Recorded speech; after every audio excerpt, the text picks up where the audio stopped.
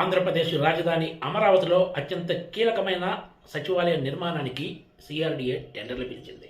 ఈ టెండర్ల ప్రకారం ఒక్క సచివాలయ నిర్మాణానికే ప్రభుత్వం 4,689 కోట్ల రూపాయలు వ్యయం చేయబోతోంది.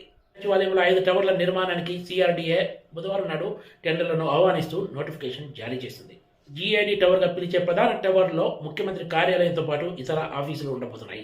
ఈ ఒక్క టవర్ వ్యయమే 1,126 కోట్ల రూపాయలుగా ఉంది. ఇంటిగ్రేటెడ్ సెక్రటేరియట్, హెచ్ఓడి ఆఫీసుల పేరుతోటి సచివాలయంలో మొత్తం 5 టవర్లు నిర్మించబోతున్నారు. టవర్ 1, 2ల నిర్మాణ వ్యయము 1,897 కోట్ల రూపాయలైతే టవర్ 3, 4ల నిర్మాణ వ్యయము 1,664 కోట్ల రూపాయలుగా ఉంది. అమరావతి గవర్నమెంట్ కాంప్లెక్స్ పేరుతో నిర్మించబోయే మొత్తం ఈ 5 టవర్ల నిర్మాణ వ్యయం 4,668.82 కోట్ల రూపాయలు.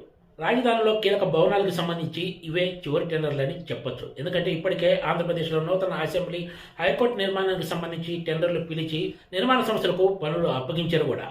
ఆంధ్రప్రదేశ్ అసెంబ్లీ నూతన భవన నిర్మాణ కాంట్రాక్ట్ను ప్రముఖ నిర్మాణ సంస్థ L&T దక్కించుకున్న సంగతి తెలిసిందే.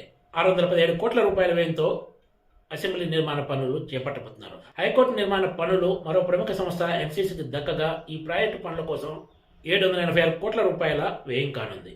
సచివాలయం 5 టవర్లతో పాటు అసెంబ్లీ, హైకోర్టు భవనాల నిర్మాణ వ్యయం కూడా కలుపుకుంటే మొత్తం ఈ కీలక భవనాల కోసమే రాష్ట్ర ప్రభుత్వం 6,092 కోట్ల రూపాయలు ఖర్చు చేయనుంది.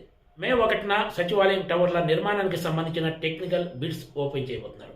ఆసక్తి గల సంస్థలు మే 1 లోపే తమ బిడ్స్ సమర్పించాల్సి ఉంటుంది.